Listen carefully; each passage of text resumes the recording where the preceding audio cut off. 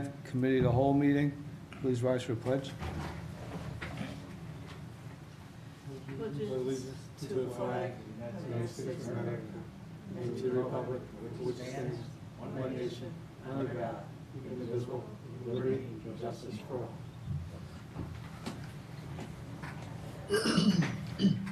Do a roll call. Jeff Renahan, first ward. Carlos, second ward. Jessica Lopez, I don't see yet. Michael Safone, fourth ward. Matthew Wolver, fifth ward. Ann Church, sixth ward. Felicia Salvatore, Town Clerk. Jim Nelson, attorney for the town. John Baisley, Town Supervisor. Welcome, everybody. Our Committee of the Whole, we have just one item where we'll be discussing, Town Board will be discussing the tow regulations, and then we'll have committee reports. That's all we have for tonight's meeting so far. With that said, I'd like to turn it over to Bill, who was on the committee with Bill, Jeff Renahan, and Mike Safone to discuss and ask questions of the board. Before we bring it back to the town board, we'd like to go over it and make sure any changes that need to be made can be made. Bill, would you like to go ahead? Okay.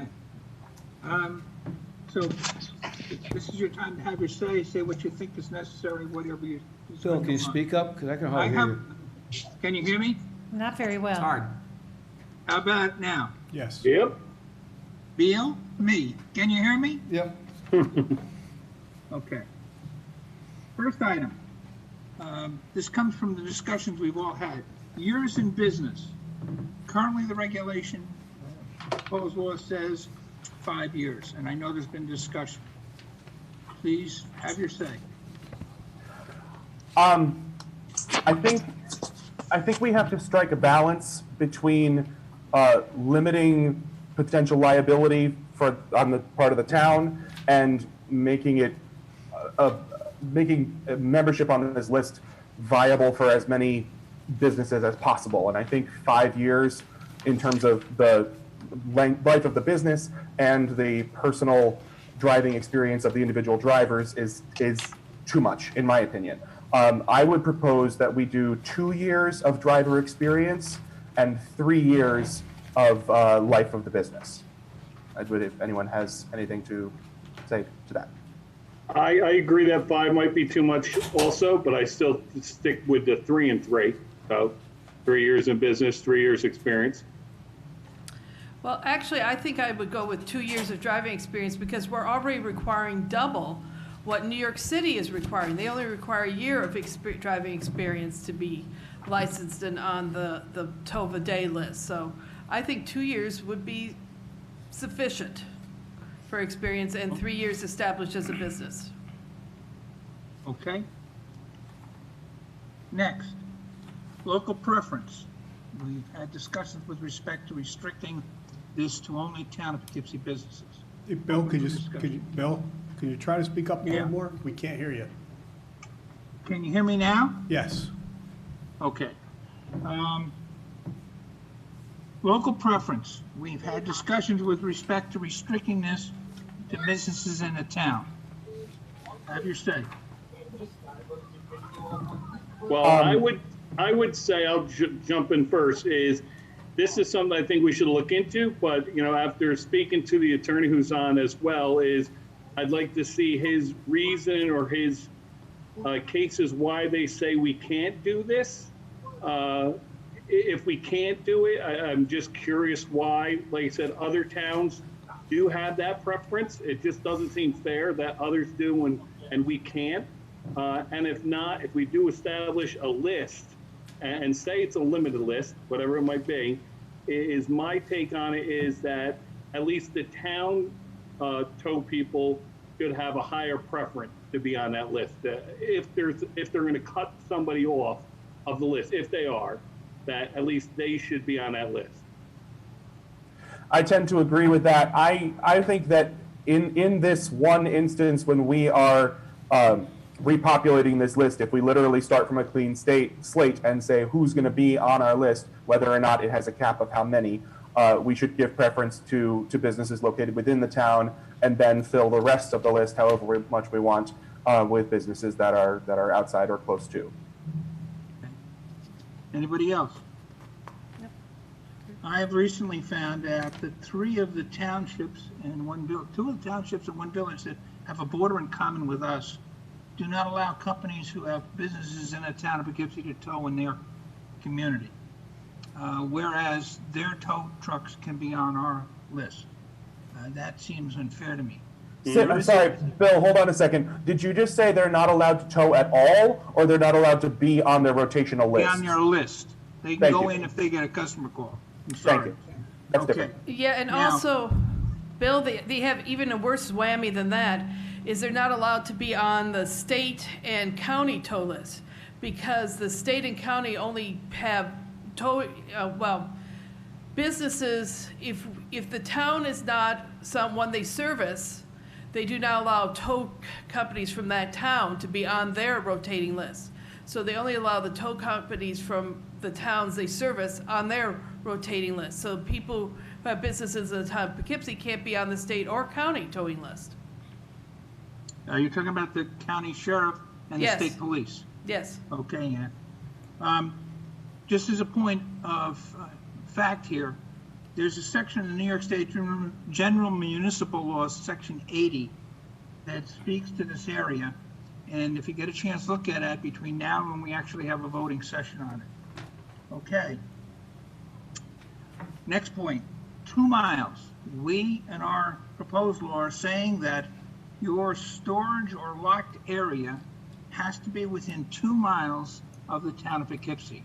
Is that reasonable? What's the board's feeling? I'd like to weigh in on this and clarify something as well. I think the 2 miles is reasonable given the geography of our town. I think that having a facility to tow to within 2 miles of the town is reasonable. I think we need to make the language a little clearer that this particular facility is where all tows originating from our rotational tow list need to be taken. Because as it stands right now, you need to just have a facility within that 2 miles. And as the language is, as far as I understand, and Jim, please correct me, you can actually tow wherever you want. You could tow a car down to Fishkill. You could tow it out to LaGrange. You could tow it wherever, as long as you own a facility within 2 miles of the town. So I think we need to clarify the language to say that all tows originating from your place on the tow list need to be towed to said facility within 2 miles.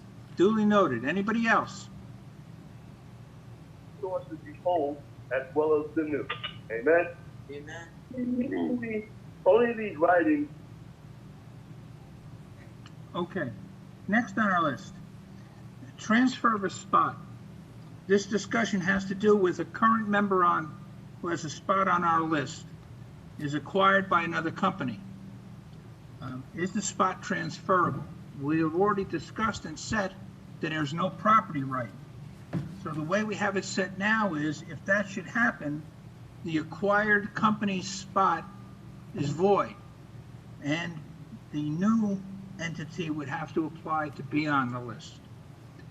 Discussion. Anybody say, what do you want? I concur with how it stands, that there is no property right, and that if a business changes hands, they need to reapply. Okay. I Anybody agree. else? I agree. Jeff?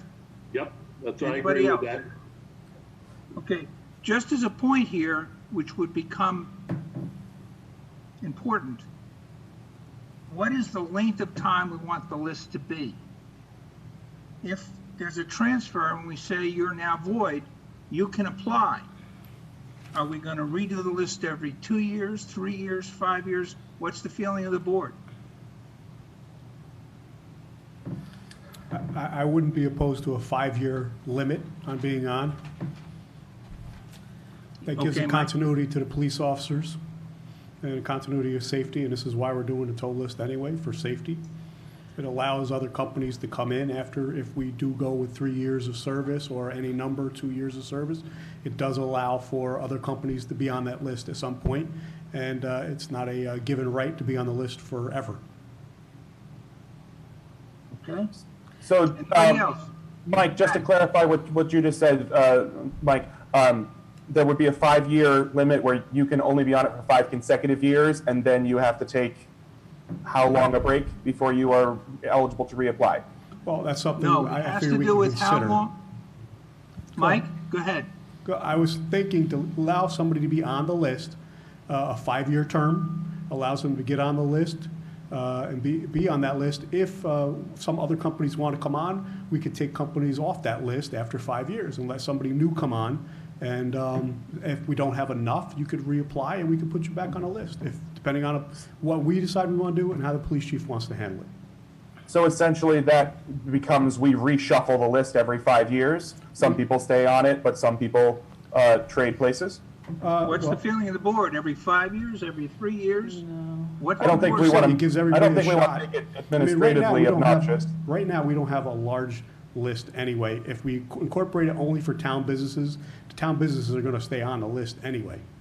You know, it's not like we have a list of 12 people that all work in the town, and within our 2-mile radius, you're not going to have that many more companies, but it does give a right to new companies that may come into town to get on the list at some point. Something to think about. Yeah, I'm for that as well. Yeah, no, Here's I don't number two. care to reshuffle the list every 5 years. I think that, especially the way you have it set up and penalizing and removing people from the list, I think the list is going to be renewed automatically. Think about it. So I don't think Yeah, it's I be necessary to think that's formally right. It's reshuffle it. self-correcting. It wouldn't be fair if some people, I mean, if you decide that you want to have 12 and there's only 16 businesses out there, a certain number are going to continue on and, correct, and 4 will be taken off, and it really, it's very difficult on them, so. Is it an option for us to leave that to the chief's discretion if he feels like there hasn't been enough turnover, that he could then shuffle the list? That's Yep. entirely, I think it's entirely up to the chief. How many are on the list? Whether, we have Yeah, to and- reduce, let's say the accident rate goes down. We have 20 people on the list, and all these numbers are made up. And the accident rate goes down by 15%, 20%. We're gonna have too many tow trucks on the list. Somebody has to make the decision. I think the best spot would be for the chief of police. What's the board's thing? I agree. Jeff, Ann, anybody? Nope, I Fine agree. with the chief making the determination. Okay. We had a thing existing now, is not brought up in the current new draft, about a wait list. That would mean somebody can apply whenever they want, and they go on the wait list. If somebody then comes off the main list, they can be elevated. And if you all remember the reason we're having a discussion in the first place, that's basically what happened. So what's the town's feeling on a wait list? The board's feeling? I don't mind the existence of a list. I think that would again fall to the chief or someone in the department to administer that list, and when and if there's a vacancy on the actual list, then the first person that is eligible, obviously, on the wait list can fill that position. And we'll leave it up to the chief? Is that the feeling of the board? Yeah, Yes. I believe so. I think so. yep. Okay, moving on. Right now, under the heavy-duty tow section, we require the heavy-duty tow operator to have 2 heavy-duty tow trucks. The discussion was that seems to be duplicative and not necessary. They can have 1, and if they need help, call somebody else. What's the feeling of the board? I think that's reasonable. I would agree with that, with the clarification that if they have 1 and they need help, they move to the next one on the heavy duty list, not they get to call whoever they want to come help. If it's Good gonna be having to do with the list, it's 1 or more companies on the list responding to the same call. Good point. Thank you, Matt. Yep. Any other comments? Okay. Next, the recovery of a car that has been towed off the non-consensual list. Everybody understands the difference between consensual tow and a non-consensual tow. So specifically in the area of a non-consensual tow, some of the tow companies have mentioned that they have, if they accept a credit card, the person can get the car back out of the tow area, and then they cancel the matter on insurance card. If I'm remembering this right, the feeling of the board was we shouldn't be in this at all. We Right. had it set that they can hold a car for an additional 5 days, but they can't charge for storage. And that raised all kinds of questions. Yeah. So the bottom line is, we are requiring them to accept credit card payments. What's the feeling on the board? So my feeling on this is, in terms of the being worried about people paying for it and then canceling their card, that is not specific to towing. That's a risk of any business accepting a credit card. You can go out to dinner and then the next day call your credit card company and cancel your card and claim it wasn't you. So I don't think we should really consider that it's specific to this towing law. I think we should remove the 5-day hold. If, as a concession, if they would like to add a credit card fee, like many businesses do, to accept a credit card as payment, then we could add that to the code, putting a cap on it like we have for excessive tow fees and all. We could a common business practice is either 2.5% or some solid cap like $10, whichever of those amounts is lesser.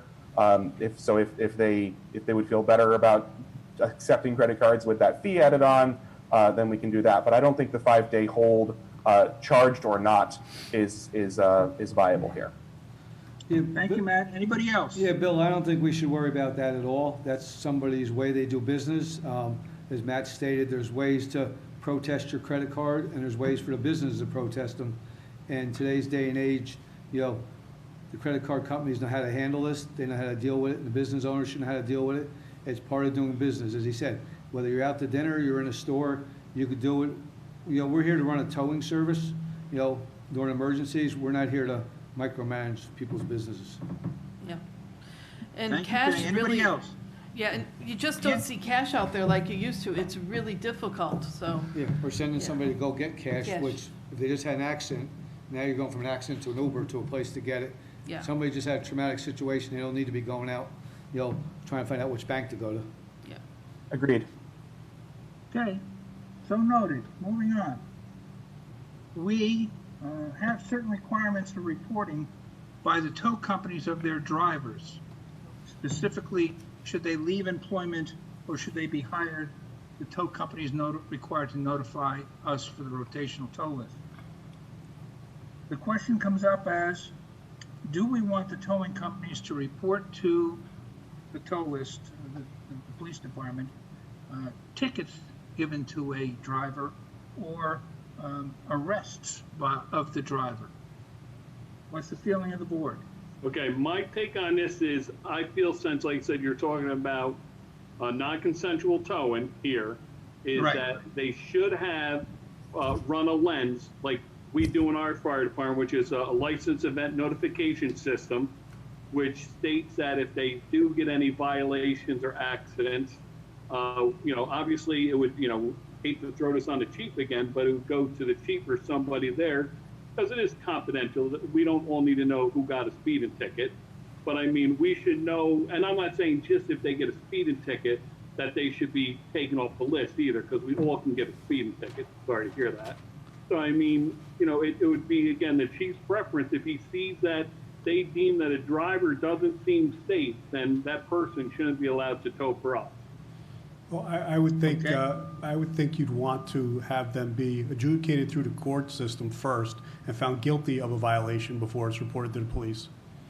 Yeah, well, that's how it goes through. The lens will come back with when it was the conviction of the infraction or whatever happened. Okay. Okay? I agree with using the lens system. I think that's a great way to deal with that issue. Okay, so if there's a fee for this lens system, the town is going to be the participating entity, it gets reported to us? So I'm sure there'll be a cost for that. I don't think there will be a cost. I don't believe, because I know the fire district doesn't have a fee for it.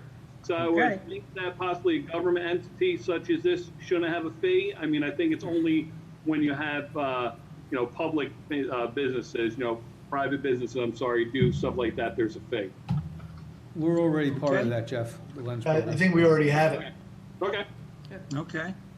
The last one that I have on my list, and then I want to open it to everybody on the board, it's not my list, it's our list that was written down from what we said. Right now, we have the requirement that normal business days, Monday to Friday, for the release of a vehicle that has been towed to an area for a non-consensual tow. Well, we say that it has to be released normal business hours. So that means not on a Saturday or a holiday or a Sunday. We have in there that if the owner of the vehicle or the person in control of the vehicle wants to recover the car, and the tow company hasn't got the people, doesn't want to do something, they can't charge for storage for that day. Yeah. This comes out of a discussion from one of the tow drivers with me, where he said, if you're requiring that, I'm going to actually have to pay overtime for somebody to be available on a Saturday or on a Christmas day or whatever. And he didn't think that was fair. What's the feeling of the board? No, I agree with that we shouldn't require them to be open on Sundays and holidays, but then again, if they're not being available to allow people to pick up the vehicle, they can't charge them storage, so I think that's fair. What I about can say- Saturdays? What about Saturdays? That's up- I think that's up to each business Yeah. that tows. I would leave that alone, as long as the person's not being charged for storage for a day they're not open. I think that's reasonable and That's fair. reasonable, fair. Agreed. Okay. One last check on my list. I think I've covered everything we've talked about. You didn't hit on the scanners, the Oh, having okay. police scanners in the trucks, and Yes. we charging an additional fine and/or jail time. Right. Okay, I understand that question. That's been brought up before. There's a couple of points here.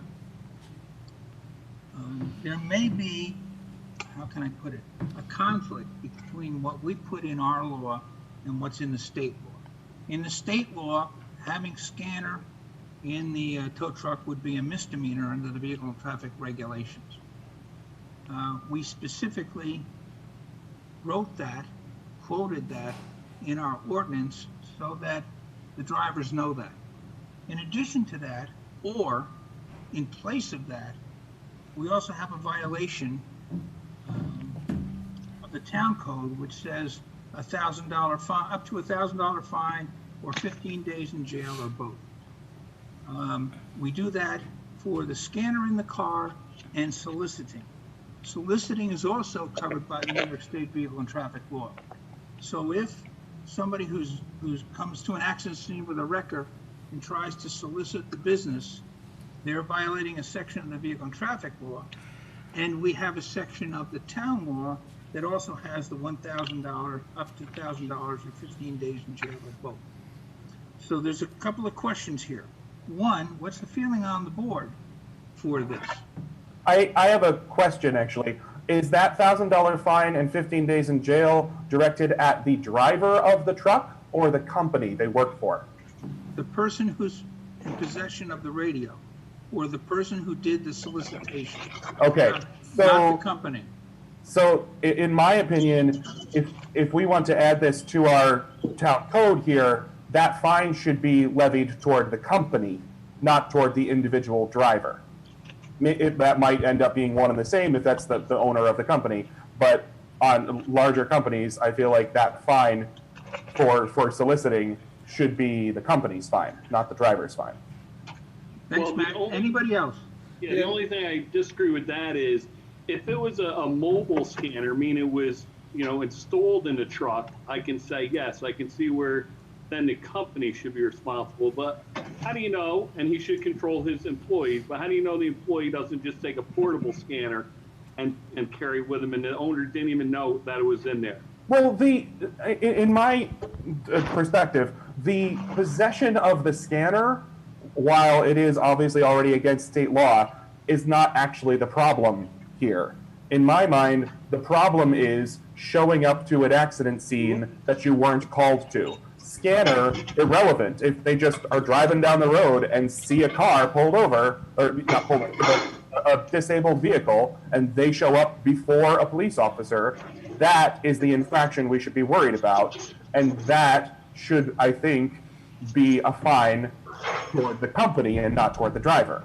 If they really want to make sure that their drivers are following the policies, that's on the company to instill in their drivers, do not show up to an accident scene before the police officer or we're going to get hit with a fine. But I don't think that should have anything to do with the towing list. I think that should be a town code with respect to towing, both consensual and non, in the town. Thank you, Matt. Anybody else on the board? Yeah, I think it should be left, whatever the vehicle and traffic law states, it should be left to be covered under the vehicle and traffic law, so it doesn't get misconstrued, or if the vehicle and traffic law changes, we're not around changing our laws back and forth. I think it's covered well enough in there from what you're saying that I think we should be good with whatever it is in the vehicle and traffic law now, because it'll tell us what we can and can't do, and who is the violator. As Matt had asked the question, is it the company or not? Whatever the vehicle and traffic law states, it's not in our hands, it's the law is the law. Right. And I don't think And we in should the- be, I don't Go think ahead, we Ann. should be adding an additional fine and jail time. We should just go with whatever the state's requirements are and what their law is. Any other feelings on this? Anybody else? We may have to have an executive session with the town attorney on this specific topic with respect to double jeopardy or preemption. I don't think we're able to answer those things, but that has to be something that is addressed before we actually do this, so within the next week or so. Anything else on this matter? Just to clarify one thing that we didn't touch on, we touched on the heavy-duty list not requiring 2 trucks. Did we, I believe as the language stands, for the light-duty list, it still says and/or, a flatbed and/or a boom truck. Is that still the case? That's still the case, to the best of Okay. my knowledge. All right, which means if you only have a flatbed, you are still eligible to be on the list. That's correct. As far Very as I good. know, right, as of right now, and I've been working on this for weeks. Right. Anybody else got anything else about this? Now, any topic, we're off of the checklist that we've come up with. Any other comments on towing? No, I just wanted to thank all those that put all this time, especially, like I said, Bill headed this up. There was a lot of effort in this, and I know that, you know, sometimes we got confused in regards to the safety aspect of it and some things that weren't really safety related. But I think overall, what we're doing here is making sure that, especially on a non-consensual tow, that we have companies that are safe, that are doing their job and protecting the town's best interests. So thanks for all that work there. Agreed. Anybody have anything else? If you remember, well, last time we discussed this, there came a point where I spoke about bifurcating the law, having 2 articles. Article 1 would be those areas of the proposed law that have to do with safety.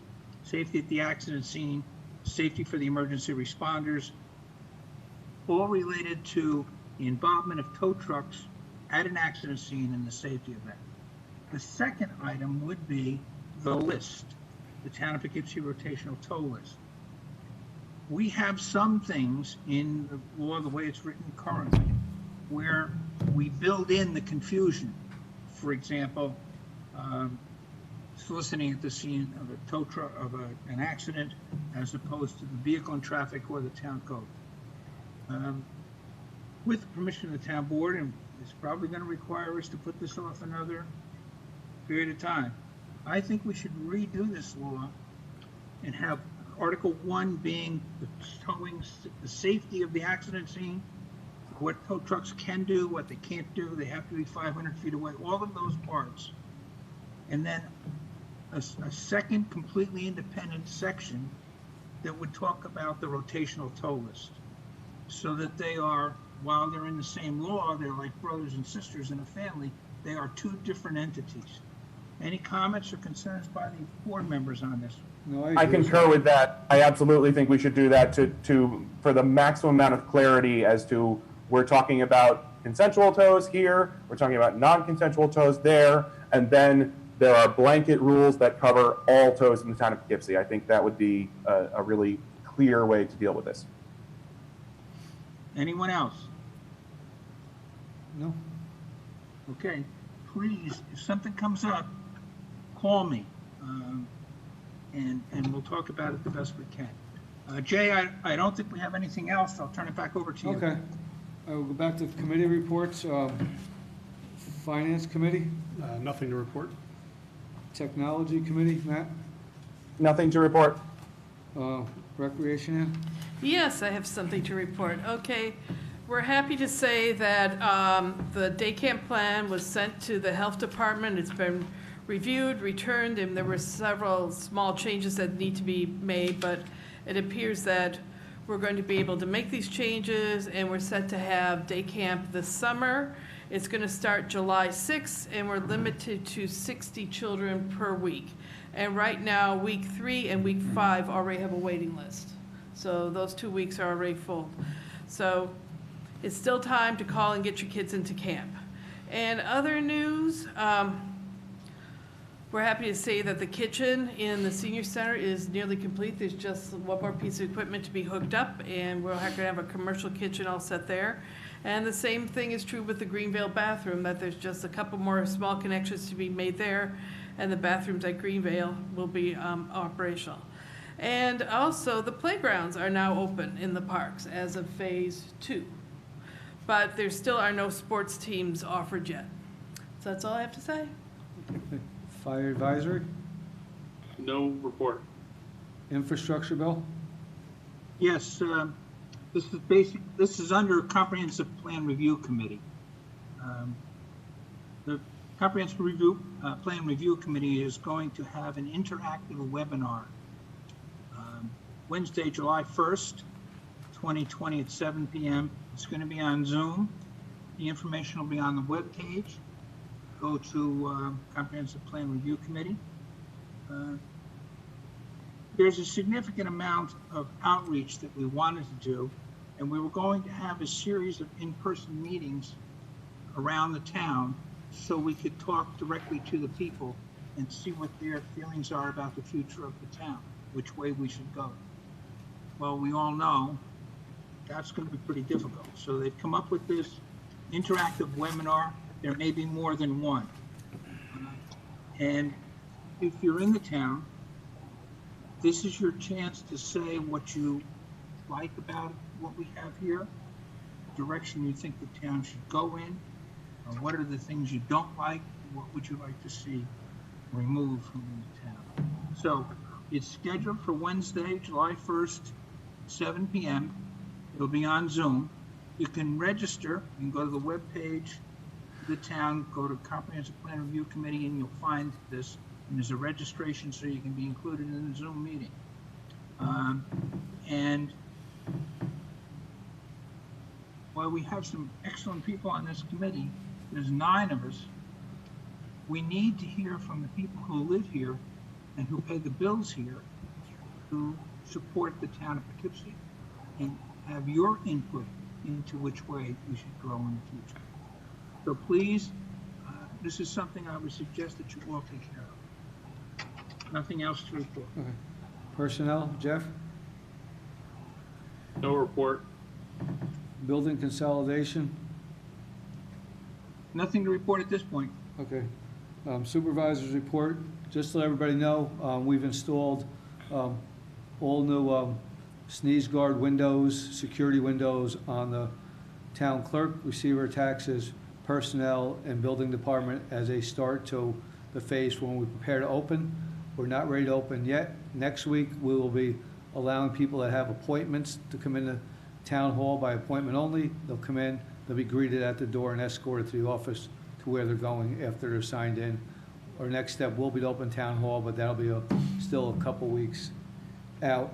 We've discussed possibly opening a transfer station in August. Mark may be able to update us a little bit on that. As everybody knows, we are now in phase 2, and the restaurants have been allowed to have outdoor dining. So if anybody can and can afford to go out and visit all these businesses and patronize them to the best you can. I think they could all use the help at this time, and we should be seeing a lot more opening up in the next week or so to come.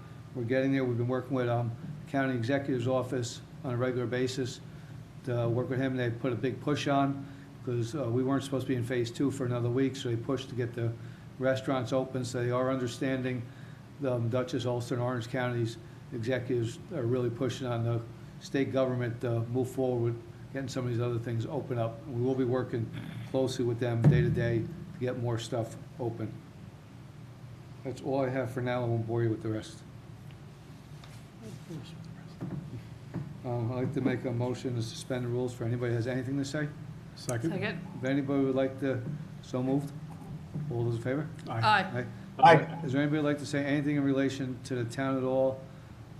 Star 6 or raise your hand to be able to talk.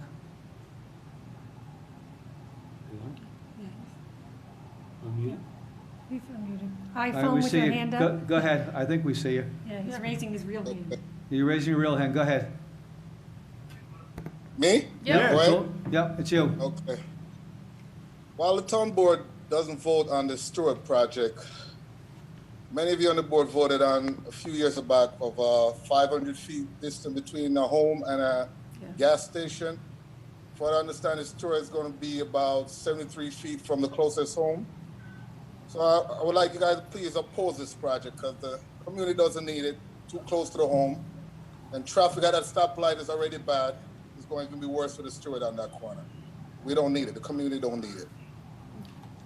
That's all I got to say. Okay, thank you. We don't, voice our opinion on other boards. They're appointed officials, but as an elected official for each one of the wards, we can reach out and have our Yeah. opinion felt in different avenues. Yeah, I understand that. I hope you guys stand by that 500 feet rule. We put it in place many years ago, and there was a reason why we put it in place, and we're Okay. hoping that they would abide by that, because 500 feet is a lot, but being 70 feet within the closest house is very close. Okay, appreciate that. No, you're quite welcome. Thank you, and thank you for Okay, thank you. staying on. Doreen? Hi. So, I wasn't going to talk about this, but I happened to be at the meeting, I think it was back in 2011 and maybe 2012, it was discussed too about the gas stations. And at the time, there were several board members who even questioned whether a 500-foot buffer between residential areas and gas stations was enough. And, there were people who were talking about, noise late at night from cars coming and going, and just general noise that you get to hear from those types of places. And so, there was a discussion about maybe 1,000 feet, then it ended up at 100. So, and there were, it was what, Jay, I know, Jay, you were on the board, Mike, and I think the 6th Ward council person. And nobody objected to it at the time, so I would urge you to do whatever you can. And I know you say that, that's a zoning board decision, but you also have to remember that you guys are the ones that initially appoint the zoning board members, so they need to be aware of what happened from, back in 2011 and 2012. And Doreen, sorry. No, you are correct. I mean, I remember that, and it was a heavy conversation over when it was put in place. It was not a light decision. I think we had multiple meetings over that, and there was a reason why we did, and we hope the zoning board will adhere to what we said. We put rules in place, and we try to pass ordinances. There was always a room for exception, but rooms for exception should be very carefully thought out, and I think this is a very serious exception to be thinking about. Yeah, that's a big change. I mean, you have something that says 500 feet, and then they want to do it within 70 something. That's not a few feet here or there. But okay, and then the other thing I wanted to bring up was about the joint waterboard projects. There's 3 people from the city on the board, 3 people from the town, and I know Bill and Jay, you were at the last meeting, Zoom meeting, and I just feel like the city is not taking the town's opinions into consideration. on a lot of items. The latest thing was the 2017 and 2018 annual audits. And, you know, I really think that as far as the compliance audits, that's in addition to the regular yearly audits, they really need to be done. And the town needs to have as much input as possible on those audits. And I know both Bill and Jay, you did talk about that, but I just wanted to bring that up again because I believe it's important. And a lot of times at the Waterboard meetings, you know, you can comment, but people don't really respond. Like here, the town board tries to listen to people and, you know, and comment and, you know, offer suggestions, and that doesn't happen at the Waterboard meeting. So just wanted to bring that up and, you know, and was glad that you did both speak up. But, you know, even though you said that the relationship now between the city and the town is better, it still leaves a lot to be desired when it comes to the finances and procedures for the joint water board. That's my opinion. Doreen, after the last meeting, as you know, what went on and what our opinion was, mine and Councilman Carlos, we have had numerous conversations with the new finance person from the city there. Being new, I hope he understands where we're coming from now. We've made changes already. We had some issues the other day, and he reached right out to us the next day, and we're actually making some changes. So hopefully we go further, but it's definitely a board where we have to stay on our toes. It was a rocky relationship. It took many years to get it to where we are and to get what we thought was right. So we're not going to stop. We're just going to keep going for what we think is ours. All right, thank you. Thank you. Anybody else? A motion to resume the rules? Jay, did you want to talk about transportation? Did you wave your hand? Yeah, Okay. I did, but did you want to talk about the transfer station? Yeah. Like we had talked a little bit, I'd like to get it back on for August, if we can. August 15th would be my first date, you know, that we would have. We canceled them for June. We don't do it in July. August 15th would be the first date, but I don't think that opening on a Saturday is a good idea. And I think that, you know, our line sometimes gets down to Uno's. I think we'd be down to Gino's. I'd like to do something during the week, so I'd like to plan something like that out. Getting the word out is the trickiest thing, but I'd prefer if we did open it during like Monday through Thursday while we're there, and then doing that Saturday. So just something to think about, but I think that would be a better plan so that we weren't so overwhelmed that we could never keep up with it. No, Mark, I agree. After our discussion earlier today, I thought that was a great idea. Gives everybody that's home during the week a chance to get in, and hopefully by the time Saturday comes, you know, you'll have a smaller load, and it gives everybody a chance of not being so stressed out in the first week, as you said. We know how long the line is going to be, so to have that idea, and you know, being that we are cutting back on some of our paving this year, it'll give us more chance to get this done. We should have the time in August to be able to accomplish it. And I think a lot of people being home, they definitely have a lot of items to get rid of. So I think this is definitely a bonus. To do it for basically 4 days in 1 week is great. And then for the year, we would end up doing, if we did the 4 days, Monday through Thursday, we'll have to put a time to it, you know, that we're at. And then we did the Saturday, so we'd have 4 Saturdays more. We'd end up doing 8 of them. Normally it's 10, so it wouldn't be that far off. All right. Does anybody got any comment on that? I think it's a great idea and it's a great start. Yeah. I agree. Okay. Anybody got anything else? No? If not, make a motion to adjourn. Second. Second. All those in favor? Aye. Aye. Thanks, everybody. Have a great night. Good night.